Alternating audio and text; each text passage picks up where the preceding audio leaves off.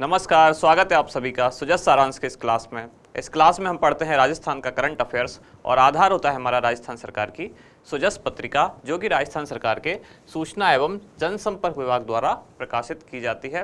तो शुरुआत करते हैं आज की क्लास का हेडलाइंस के साथ। सबसे पहले न्यूज क्या है कि राज्य सरकार के महत्वपूर्ण निर्णय, तो क्या क्या कुछ महत्वपूर्ण निर्णय दिए गए वो यहाँ दिए गए हैं। जैसे कि सबसे इंपॉर्टेंट हमारे सबसे काम का क्या है कि राजस्थान में एक ब्लॉकचेन सेंटर ऑफ एक्सीलेंस बनेगा। इधर है अल्पसंख्यक समावेशी एक विकास कोष बनेगा और राजस्थान रोडवेज को गैप फंडिंग के लिए 360 करोड़ रुपए मिलेंगे। और इधर एक न्यूज है कि श्री उमेश मिश्रा नए पुलिस महानिदेशक यानी कि डीजीपी होंगे राजस्थान के। आगे चलते हैं अगले पेज की तरफ। अगली न्यूज क्या है, सड़क विकास कार्यों के लिए 65.91 करोड़ रुपए स्वीकृत, सामान्य प्रशासन की खबर है। और प्रशासन शहरों के संग जो अभियान है वो 31 मार्च 2023 तक जारी रहेगा, उसकी डेटा की बढ़ाई गई है। आगे चलते हैं अगले पेज पर। यहाँ 100 दिवस का रोजगार पूरा करने पर राज्य सरकार की ओर से 25 अतिरिक्त दिवस का रोजगार। तो ये कौन सी योजना के तहत है? ये मनरेगा योजना। और इस बार जो बजट था 2022-23 में कोविड के कारण ये 25 अतिरिक्त दिन का जो रोजगार है राज्य सरकार ने दिया। अब मनरेगा में राजस्थान में कुल कितने दिन का रोजगार दिया जाता है? तो 125 दिन। और इधर जयपुर पुलिस का एक सामान्य सा विज्ञापन है। आगे अगले पेज पर चलते हैं।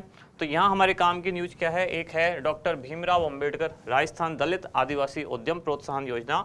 और दूसरी न्यूज क्या है, वो है मुख्यमंत्री दिव्यांग स्कूटी योजना। ये वो काम की खबरें हैं। अब देखते हैं हमारा इंडेक्स क्या है, कौन कौन सी चीज़ें हम डिटेल में पढ़ने वाले हैं। तो 4 चीज़ मेनली निकल के आती हैं। सबसे पहली क्या, ब्लॉकचेन सेंटर ऑफ एक्सीलेंस। दूसरी है उमेश मिश्रा होंगे नए डीजीपी। तीसरा मुख्यमंत्री दिव्यांग स्कूटी योजना। और चौथी न्यूज है डॉक्टर अंबेडकर राजस्थान दलित आदिवासी उद्यम प्रोत्साहन योजना 2022। अब शुरुआत करते हैं पहली न्यूज के साथ। सबसे पहली खबर क्या है, ब्लॉकचेन सेंटर ऑफ एक्सीलेंस। और इसकी घोषणा की गई थी कब? राजस्थान का जो बजट आया 2022-23 में, जो कि किस दिन आया था? 23 फरवरी। तो 23 फरवरी 2022 को जब राजस्थान का बजट आया, उस बजट में इस चीज़ की घोषणा की गई थी कि राजस्थान में एक ब्लॉकचेन सेंटर ऑफ एक्सीलेंस बनाया जाएगा। ब्लॉकचेन क्या होती है? ये वैसे हमारे आरएस का जो सिलेबस है मेन एग्जाम वाला, उसमें ब्लॉकचेन टेक्नोलॉजी डिटेल में है, क्रिप्टो करेंसी भी है। तो जनरली हम क्रिप्टो करेंसी और ब्लॉकचेन को आपस में लिंक करके समझते हैं, लेकिन ब्लॉकचेन अलग से एक सेपरेट टेक्निक है जो मेनली डेटा के स्टोरेज के लिए काम में ली जाती है। यहाँ ब्लॉक्स के मतलब डेटा के छोटे छोटे ब्लॉक होते हैं जिनमें बहुत सारा डेटा स्टोर रहता है। और ऐसे ही जो ब्लॉक्स हैं उनकी चेन अगर बना दी जाए तो उसी को कहा जाता है ब्लॉकचेन। कहने का मतलब ये डेटा स्टोरेज की एक टेक्नोलॉजी है। इसको डिटेल में पढ़ेंगे जब क्रिप्टो करेंसी या ब्लॉकचेन जब हम पढ़ेंगे तब इसको काफ़ी डिटेल में पढ़ेंगे। यहाँ सामान्य सी बात समझने के लिए हम ये समझ सकते हैं, ये अगर ब्लॉक हैं और इन ब्लॉक में क्या हुआ है, स्टोरेज, एक डेटा, कोई भी डेटा किसी भी चीज़ का हो सकता है डेटा। जैसे सरकार के विभिन्न कार्यक्रम हैं, विभिन्न योजनाएं हैं, तो उनका अगर इतना सारा रिकॉर्ड है तो वो डेटा स्टोरेज हो सकता है। जैसे मान लेते हैं एजुकेशन डिपार्टमेंट है, तो उसमें इतने सारे स्टूडेंट पढ़ते हैं, उनकी मार्कशीट वगैरह, उनके हर साल के मार्क्स, उन सब का डेटा एक जगह स्टोर करने के लिए हम बड़े अमाउंट में ऐसी स्टोरेज क्षमता चाहिए। या हेल्थ डिपार्टमेंट का, या जैसे जन आधार कार्ड वगैरह है, तो जब लार्ज स्केल पर डेटा स्टोरेज के लिए हमें ज़रूरत होती है तब ऐसी टेक्नोलॉजी का यूज किया जाता है, जिसमें ये जो ब्लॉक हैं इनमें होता है डेटा। और ऐसे जो ब्लॉक्स आपस में एक दूसरे से जुड़े हों, इंटरकनेक्टेड हों, तो ऐसी टेक्नोलॉजी क्या कहलाती है?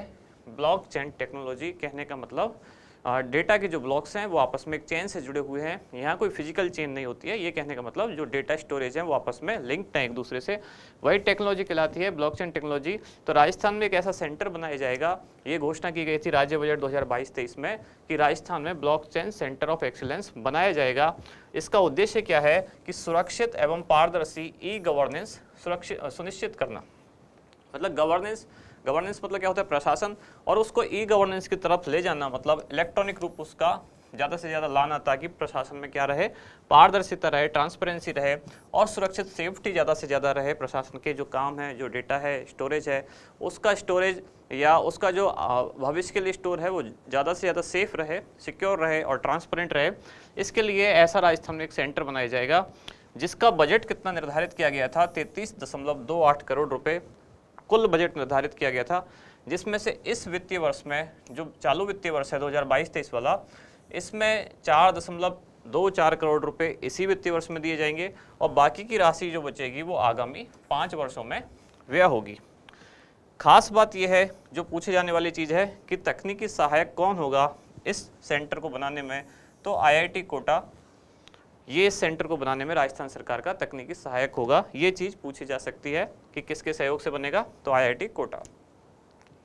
अगली न्यूज क्या है कि उमेश मिश्रा होंगे नए DGP। एक सामान्य सी खबर है, केवल प्रशासन में कुछ चेंज हुए हैं। पुराने जो DGP थे कौन, मोहनलाल लाठर, इनका कार्यकाल समाप्त हो रहा है 3 नवंबर 2022 को, ये सेवानिवृत्त हो जाएंगे। और इसके बाद जो नए DGP हैं कौन, उमेश मिश्रा, वो कार्यभार संभाल लेंगे। इनका जो कार्यकाल होगा 2 वर्ष का होगा। और ये कौन से बैच के IPS ऑफिसर हैं, 1989 बैच के IPS ऑफिसर हैं और मूलतः ये कहाँ के, उत्तर प्रदेश में कुशीनगर के रहने वाले हैं। अब चलते हैं आगे अगली न्यूज की तरफ। अगली न्यूज है मुख्यमंत्री दिव्यांग स्कूटी योजना। स्कूटी वितरण योजना को लेकर पहले भी हम 2 ऐसी कोई योजना पढ़ चुके हैं। पहली थी कालीबाई भील मेधावी छात्रा स्कूटी वितरण योजना और दूसरी थी देवनारायण छात्रा स्कूटी वितरण एवं प्रोत्साहन राशि योजना। और तीसरी स्कूटी वितरण योजना कौन सी है, यह है मुख्यमंत्री दिव्यांग स्कूटी वितरण योजना। ये कौन से विभाग द्वारा संचालित है, यह है सामाजिक न्याय एवं अधिकारिता विभाग राजस्थान। जबकि देवनारायण योजना जो थी वो उच्च शिक्षा विभाग द्वारा थी और जो कालीबाई भील स्कूटी वितरण योजना है वो भी उच्च शिक्षा विभाग के ही कॉलेज शिक्षा विभाग द्वारा वो योजना संचालित की जाती है। तो इसका प्रारंभ कब किया गया, 3 दिसंबर 2021। ये जो डेट है किसके अनुसार है, ये कहाँ लिखी हुई है, आर्थिक समीक्षा कौन सी वाली, 2021-22। क्योंकि अगर कहीं डिस्प्यूट होता है तो आर्थिक समीक्षा को ऑथेंटिक माना जाता है, सरकार का वो ऑफिशियल डॉक्यूमेंट्स है, तो वहाँ ये डेट लिखी हुई है 3 दिसंबर 2021। विशेषताएं क्या है, तो नाम में ही विशेषता है कि इसमें क्या है, जो दिव्यांगजन है राजस्थान के उनको सरकार स्कूटी वितरण करेगी। तो 2022-23 का जो बजट आया उनमें स्कूटियों की संख्या बढ़ा दी गई। पहले जो स्कूटियों की संख्या थी मतलब 2021 में घोषणा की गई थी तब थी 2000 और अब जब बजट आया नया तो उसमें इनकी संख्या बढ़ाकर कर दी गई है कितनी, 5000। चलते हैं आगे। एक चीज यहाँ नहीं लिखी हुई है वो है पात्रता। तो कौन से आयु वर्ग के दिव्यांगजन इसमें पात्र होंगे, तो इसमें जो पात्रता है उसके लिए आयु वर्ग होगी कितना, 15 से 45 वर्ष। इस आयु वर्ग के जो दिव्यांगजन है राजस्थान के मूल निवासी जो हैं वो इसके तहत पात्र होंगे। इसमें भी 2 प्राथमिकताएं तय की गई हैं। पहली प्राथमिकता में होंगे 15 से 29 वर्ष के ऐसे दिव्यांगजन जो कहाँ जाते हैं, किसी नौकरी पर जाते हैं या फिर कॉलेज पढ़ने वगैरह के लिए जाते हैं। तो ऐसे दिव्यांगजन को पहली प्राथमिकता दी जाएगी। कहने का मतलब जो 5000 कुल स्कूटी हैं उनमें से पहले इन लोगों को दी जाएंगी और अगर इनको देने के बाद भी अगर स्कूटी बचती हैं तो इसके बाद की जो आगे की एज लिमिट है मतलब 29 से ज़्यादा हैं जो और जो 45 तक हैं फिर उनको जो शेष बची स्कूटी है अगर बचती हैं तो वो दी जाएंगे। पात्रता के लिए तो कुल आयु क्या हुई, एग्जैक्टली आयु हुई है 15 से 45 वर्ष के दिव्यांगजन राजस्थान के मूल निवासी इस योजना के तहत पात्र होंगे।